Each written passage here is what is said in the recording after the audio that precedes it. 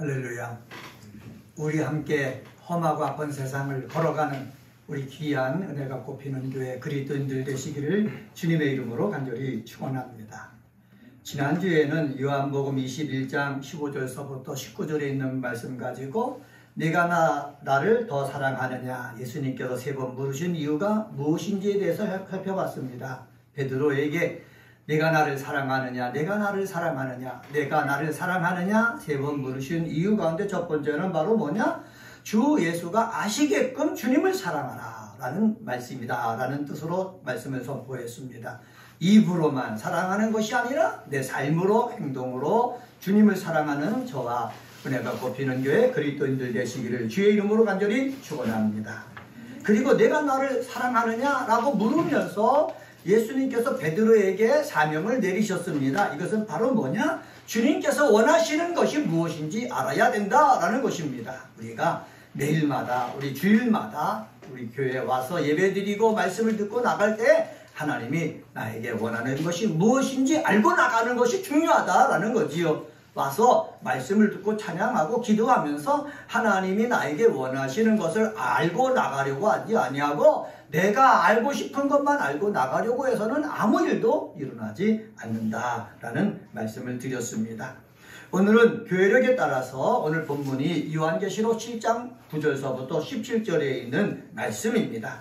오늘 본문 9절 말씀을 보면은 이런 말씀이 있습니다. 아무도 능히 셀 수 없는 큰 무리가 나와 흰옷을 입고 라고 했습니다. 흰옷을 입고 라고 얘기하고 있죠. 13절에 보면은 이 흰옷 입은 자들이 누구며 어디서 왔느냐라는 말씀이 있습니다. 보통 오늘 본문의 말씀은 제가 장례식이 있을 때에 우리 유족들에게 그리고 하나님 앞에 간 그 영혼을 향해서 이런 일이 있을 것이다 라는 그러한 위로의 말씀을 전하기 위해서 선택하고 설교하는 내용 가운데 하나입니다. 요한계시록 3장 4절 5절에 보면은 사대교회에게 하나님께서 이런 예언의 말씀을 주셨습니다. 흰옷을 입고 네가 나와 함께 다니리니 그들은 합당한 자인 연고다 이렇게 얘기하고 있습니다. 흰옷을 입고 다닌다라는 말씀입니다. 여러분, 마지막 날 죄악에 물든 세상 풍조에 더럽히지 않고 순결하게 믿음을 지킨 성도들의 모습을 가리켜 흰옷 입은 승리자다 이렇게 성경은 이야기하고 있습니다. 이 흰옷 입은 사람들에게 요한계시록을 통해서 하나님께서 우리에게 말씀하고 있습니다. 흰옷 입은 자들의 특권이 있다라는 말씀을 하고 있습니다. 그래서 오늘은 흰옷 입은 자들의 특권이 무엇인지 흰옷 입은 자들의 특권이란 제목을 정하고 함께 말씀을 통해서 은혜를 나누겠습니다. 한번 따라서 해봅시다. 흰옷 입은 자들의 특권. 흰옷 입은 자들의 특권. 네, 흰옷 입은 자들의 특권이 무엇인가? 먼저 14절을 통해서 찾아볼 수 있는데 그것은 바로 뭐냐? 예수의 긍휼과 은혜를 덧입는다라는 사실입니다. 이것도 한번 따라서 해봅시다. 예수의 긍휼과 은혜를 덧입습니다. 네, 흰옷 입은 자들은요, 이 흰옷 입고요, 우리 천국에 가지 않습니까? 천국에 갔을 때에 예수님의 긍휼하심을 덧입어요. 예수님의 은혜를 덧입는다는 것을 성경을 통해서 이야기하고 있습니다. 옷에 피가 묻으면 얼룩이 남습니다. 제가 요양보호사 공부를 할 때에 뜨거운 물에다가 피를 갖다가 저 피에 피 묻은 옷을 담궈 놓으면 피가 엉겨붙어서 잘 지워지지 않는다는 거예요. 그래서 옷에 피가 묻었을 때는 찬물에다 담궈 놓고 빨대에 이 핏물이 빠진다는 것입니다. 그냥 아무 물에 빠지는 것이 아닙니다. 우리 사람들이 삶을 살다 보면은 나도 원하든 원하지 않든 내 영혼에, 내 마음에, 내 삶에 더러운 때가 묻을 수가 있습니다. 죄악에 물들을 수가 있다는 거지요. 이때 아무거나 갖다가 지우면 없어지는 것이 아니다라는 것입니다. 내 삶 속에 묻어있는 이 더러운 죄악들을 깨끗하게 할 수 있는 것이 있는데 그것은 바로 뭐냐? 성경은 말합니다. 어린 양 예수의 피다라고 말씀하고 있습니다. 14절 하반절 말씀입니다. 14절 하반절 말씀. 그가 나에게 이르되 같이 한번 읽겠습니다. 그가 나에게 이르되서부터 있습니다. 시작. 그가 나에게 이르되 이는 큰 환난에서 나오는 자들인데 어린 양의 피에 그 옷을 씻어 쉬게 하였느니라. 큰 환난에서 나온다라고 이야기하고 있습니다. 여기서 우리 모든 사람들은 이 험한 세상 삶을 살아나갈 때에 마귀가 지배하고 세상의 권세자들이 지배하는 세상에 살고 있기 때문에 나도 모르게 큰 환난 속에 고통을 느끼면서 살고 있다는 거지요. 우리가 사는 대한민국도 자유민주주의라고 얘기를 하지만은 우리 나도 모르게 예수 믿는 사람이 고통을 느끼고 괴로움을 느끼고 이렇게 살아간단 말이죠. 그런데 이렇게 큰 환난 속에서 나온다라고 얘기하는데 나온다는 것을 갖다가 제가 문법을 보니까는 현재 분사형을 사용하고 있습니다. 큰 환난을 통해서 큰 환난 세상적인 것들이 이 악한 원수 마귀가 우리를 유혹해가지고 우리를 힘들게 하고 삶을 괴롭히지만은 그것을 극복하고 나오는 사람들이 있다는 거예요. 오늘 이곳에 예배드리러 모인 저도 우리 사랑하는 그리스도인들도 이렇게 이 세상에 주는 그러한 모든 유혹을 넘어서서 이기고 극복하고 나와서 예배 드린다라는 사실을 알 수가 있습니다. 그런데 여기서 보면 분사형이라고 그랬지 않습니까? 현재 분사형이라고 그랬어요. 이것은 바로 무엇입니까? 우리 지난주도 여러 가지 세상의 것들을 이기고 나와서 예배를 드렸고 오늘도 예배를 드릴 때도 여러 가지 바쁜 것이 있고 유혹하는 것이 많이 있지만은 제약된 것이 많이 있지만은 그것을 넘어서서 예배 드리러 나왔고 그리고 앞으로 다음 주도 그 다음 주도 많은 유혹이 있지만은 그것을 극복하고 나와서 계속해서 나와서 뭐한다? 예배드린다라는 사실입니다. 이렇게 계속해서 믿음을 가지고 여러 가지 유혹들을 이기고 나오는 그 사람들은 나중에 천국에 갈 때 어린 양의 피에 옷이 다 쉬게 되어진 사람들이다 라고 성경은 이야기하고 있습니다. 부족하고 연약하지만은 죄가 많지만은 말의 실수가 많지만은 우리가 나약해 보이지만은 뭐 특별한 것 없어 보이지만은 다 이렇게 나와서 예배드리는 자들은 바로 예수의 긍휼을 덧입는 거예요. 한번 따라서 해봅시다. 예수의 긍휼하심을 덧입습니다. 한 번 더 합시다. 예수님의 은혜를 덧입습니다. 목사도 마찬가지예요. 예수님의 긍휼하심을 덧입어야 목회를 할 수가 있지요. 예수님의 은혜를 덧입어야 목회를 할 수가 있지요. 우리 사랑하는 그리스도인들 마찬가지입니다. 내가 나의 모든 것을 다 아는 우리 하나님 앞에 내가 이곳에 나와 있단 말이죠. 긍휼하심과 은혜를 덧입지 않고는 여기 앉아있을 수가 없는 거예요. 왜? 말에서부터 생각에서부터 마음 씀씀이서부터 행동에서부터 여러 가지 불협화음되는 믿음과 떠난 것들이 너무너무 많기 때문에 그러나 분명한 것은 예수님이 우리를 긍휼히 여겨주신다. 예수님이 우리에게 은혜를 주신다. 덧입혀 주신다. 그래서 지금 살아있을 때는 모르지만은 우리 죽어서 저 천국에 가면은 우리는 다 무슨 옷을 입고 간다고요? 흰 옷을 입고 간다는 것이죠. 그래서 흰 옷 입고 가는 우리들은 다 예수님의 긍휼과 무슨 은혜를 받는 그러한 특권을 받은 사람이다 라고 오늘 사도 요한을 통해서 우리에게 예언의 말씀을 들려주고 있습니다. 그런데 우리의 이 긍휼과 은혜를 덧입는데 여기 성경에 보면 씻었다, 쉬게 했다 라는 말이 나와요. 그 옷을 씻어 쉬게 하였느니라 라는 말씀이 나오죠. 제가 추석조를 찾아봤어요. 씻어라고 번역된 헬라어가 에플리난이라는 단어입니다. 문법적으로 부정과거형이에요. 그리고 쉬게 하였느니라 라는 헬라어는 엘류카난이란 단어인데 이것도 부정과거형이에요. 부정과거형을 썼다라는 말은 뭐냐? 단번에 예수께서 십자가 달려 죽으심으로 말미암아 긍휼이 우리에게 임했고 단번에 예수께서 자기 몸을 제물로 십자가에서 던져주심으로 말미암아 우리에게 뭐가 임했다? 은혜가 임했다라는 사실입니다. 나의 행위와는 상관없이 예수님의 긍휼과 예수님의 은혜로 우리는 예수의 피로 어떻게 해요? 흰옷 입은 자가 되었다라는 사실, 이 얼마나 은혜가 되고 기쁨이 되는 것입니까? 히브리서 9장 14절에 보면은 이렇게 말씀합니다.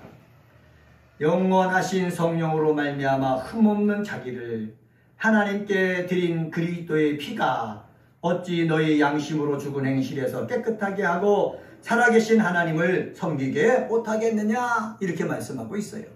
그리고 요한일서 1장 7절에 보면은 그 아들 예수의 피가 우리를 모든 죄에서 깨끗하게 하실 것이다 이렇게 표현하고 있습니다.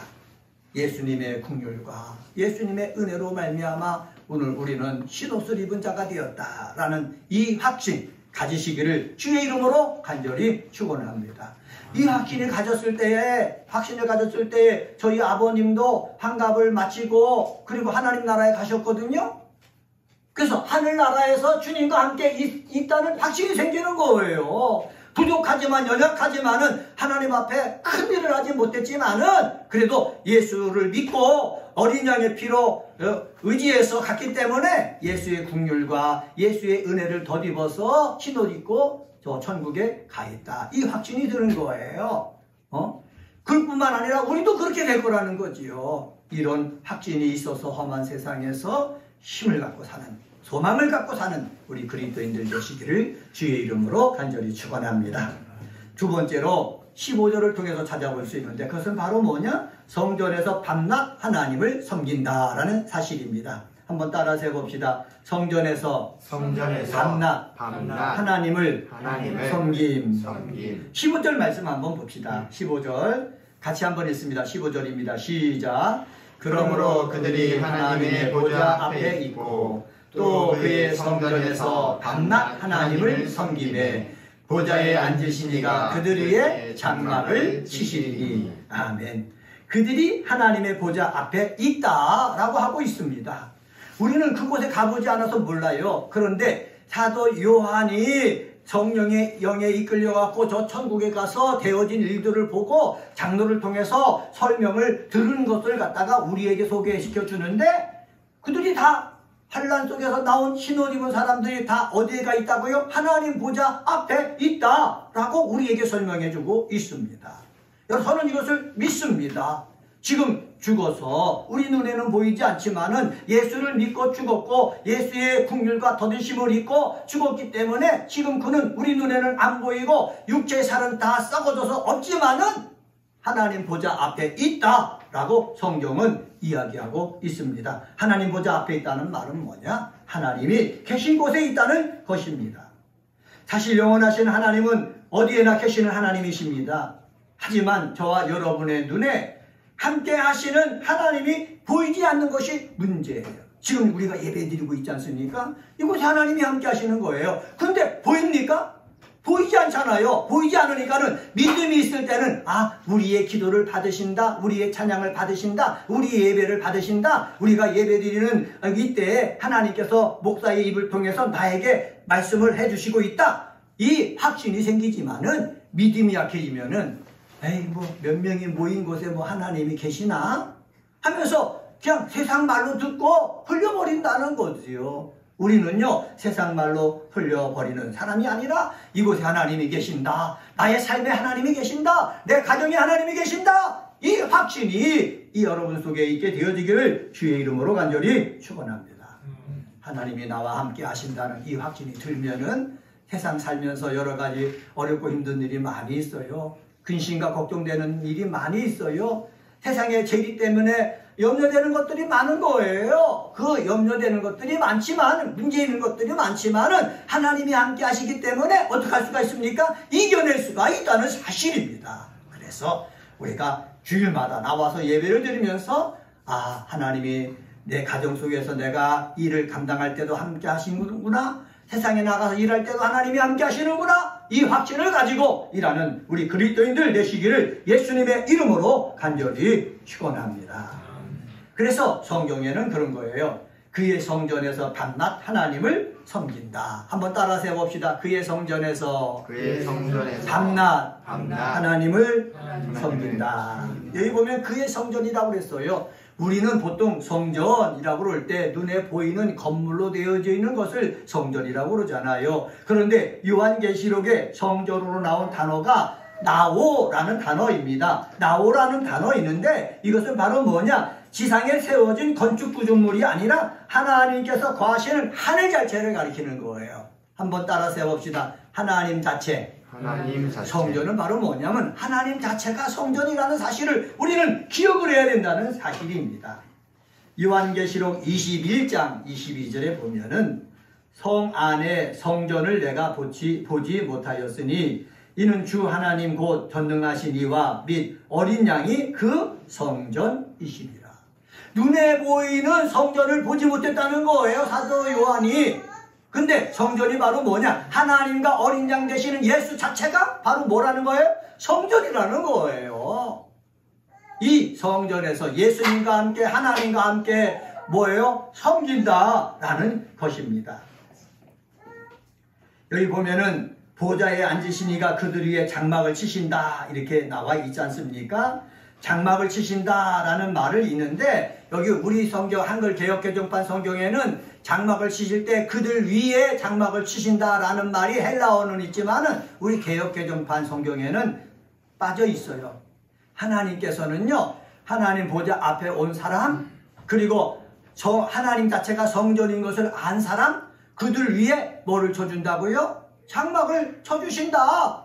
그들 위에 장막을 쳐주신다, 치신다. 성경은 이야기하고 있습니다. 여러분, 장막을 치신다는 것이 무엇입니까? 하나님이 함께 거하신다는 것이거든요. 천국에 가면은요, 내가 싫든 좋든 밤낮 하나님이 하나님과 함께 거하는 것입니다. 지금 육체를 가지고 이 세상 삶을 살 때는 내가 하나님과 함께 거하고 싶어도 그렇지 못할 때가 많이 있잖아요. 세상 일들이 많기 때문에, 내가 해야 될 일이 많기 때문에, 생각이 많기 때문에 하나님 떠나서 지낼 수도 있지만은 또 내 몸이 아파가지고 병원에 있기 때문에, 내 몸이 부자연스러워서 교회 나가지 못했기 때문에 하나님과 함께 한다는 그러한 느낌을 가지지 못할 때가 있지만은 천국에 가면은 하나님 자체가 우리와 함께하고 하나님 자체가 성전이기 때문에 어떻게 해요? 언제 어디서나 하나님을 섬길 수가 있는 거예요. 한번 따라서 해봅시다. 언제 어디서나 하나님을 섬깁니다. 네, 천국에서 그렇다는 거죠. 그러면 천국에 가서만 밤낮 하나님을 섬기겠습니까? 아니라는 거지요. 우리는 예수를 믿으면서 이 세상 삶을 살 때에 천국에서 밤낮 하나님을 섬긴 것을 따라서 이 세상에 살면서 연습을 해야 되는 겁니다. 섬기는 연습을 해야 되는 거예요. 그래서 내가 육체를 가지고 가정생활을 하고 내가 육체를 가지고 세상 일을 하면서도 하나님을 섬기는 연습을 해야 된다라는 사실을 우리는 기억을 해야 되는 거예요. 하나님 앞에 함부로 할 수 있습니까? 함부로 말할 수가 있습니까? 내 주장을 고집할 수가 있습니까? 없잖아요. 내가 육체를 가지면서도 하나님을 섬기는 것처럼 섬기는 삶의 모습이 저에게도 있어지고 우리 그리스도인들에게도 있게 되어지기를 주님의 이름으로 간절히 축원합니다. 사도 요한은 요한계시록 21장 3절에서 이렇게 말씀하셨습니다. 보라, 하나님의 장막이 사람들과 함께 있음에 하나님이 저희와 함께 거하시리니 저희는 하나님의 백성이 되고 하나님은 친히 저희와 함께 계실 것이다. 이렇게 말씀하고 있습니다. 이 말씀대로 정말로 역사가 이루어집니다. 이 확신이 저와 여러분 속에 있게 되어지기를 주님의 이름으로 간절히 축원합니다. 이 자체가 바로 뭐냐? 구약의 성취예요. 예수님이 이 땅에 오셨습니다. 하나님의 아들입니다. 그런데 하나님의 아들로 모든 것을 하시는 예수님이지만은 꾸준하게 하신 것이 있어요. 그것은 바로 뭐냐? 기도하는 거예요. 그리고 하나님 말씀 읽는 거예요. 사랑하는 성도 여러분, 예수님께서 하나님의 아들인데 성경을 읽었겠느냐? 그렇게 생각하지 마세요. 안식일날 가면은 예수님이 다 성경을 찾아서 낭독했지 않습니까? 성경을 읽으면서요, 하나님께서 선지자에게 주신 예언의 말씀이 무엇인지 알았을 것이고 그 예언의 말씀을 이루는 일을 예수님이 이 땅에서 하셨다라는 사실을 우리가 절대로 잊어서는 안 된다는 사실입니다. 세 번째로 16절과 17절을 통해서 찾아볼 수 있습니다. 한번 따라서 해봅시다. 예수의 보호와 인도와 위로함을 받은 예수님의 보호와 인도와 위로함을 받는다라는 사실입니다. 저도 예수를 믿어서 성령님이 오신 다음부터 하나님을 아버지라 불렀어요. 양자의 영이 내 속에 임하는 순간 우리는 하나님의 자녀가 된 것이죠. 그러면은 하나님의 자녀가 되었으면은 하나님의 보호를 받아요. 하나님의 인도하심을 받아요. 그리고 하나님의 위로함을 받아요. 그런데 육체를 가지고 있으니까는 하나님이 안 보이니까는 하나님이 나를 보호해 주신다. 이게 믿겨지지 않는 거예요. 하나님이 나를 인도해 주신다. 이 생각이 안 되는 거예요. 하나님이 나를 위로해 주신다. 이게 안 되는 거예요. 육체를 가지고 삶을 살기 때문에 하나님이 어디 나를 보호해 주시냐? 어떻게 나를 인도해 주시느냐? 어떻게 나를 위로해 주시느냐? 내가 이렇게 힘든데 이렇게 원망하고 불평하는 그러한 삶을 살 수밖에 없다라는 사실입니다. 그런데 사도 요한을 통해서 하나님이 우리를 보호하고 인도하고 위로해 주신다는 사실을 우리에게 가르쳐 주신 거예요. 16절 상반절 말씀 한번 봅시다. 16절 상반절에 보면은 그들이 다시는 줄이지도 아니하며 목마르지도 아니하고 라고 하고 있습니다. 이 말씀은 어디서 온 줄 아십니까? 이사야 선지자가 이사야서 49장 10절에서 예언한 그런 말씀 속에 다 들어있는 거예요. 이사야 49장 10절에 보면 이렇게 말씀하고 있습니다. 바벨론으로부터 돌아올 이스라엘 백성들에게 말하는 내용인데 그들이 줄이거나 목마르지 아니할 것이며 더위와 볕이 그들을 상하지 아니하리니 이는 그들을 긍휼히 여기시는 자가 그들을 이끌되 샘 근원으로 인도할 것임이라.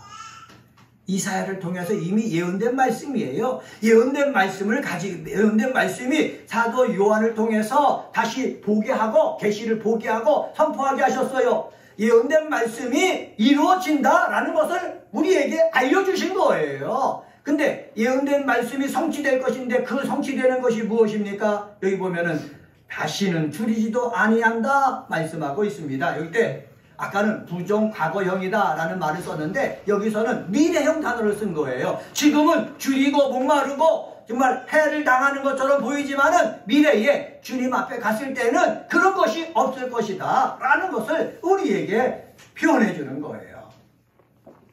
목마르지도 아니한다 라고 말씀하고 있지요. 16절 하반절에 보면 뭐라고 말씀하고 있습니까? 해나 아무 뜨거운 기운에 상하지도 아니한다 라고 말씀하고 있습니다. 이것도 다 미래형 동사가 쓰여져 있는 거예요. 앞으로 가서 그렇게 상하는 것이 없다라는 거예요. 그러면 줄이지도 아니한다, 목마르지도 아니한다, 해나 아무 뜨거운 기운에 상하지도 아니한다. 이것은 바로 무엇입니까? 하나님의 보호를 얘기하고 있어요. 한번 따라서 해봅시다. 내가 믿으나 믿지 않으나 하나님은 나를 보호하십니다.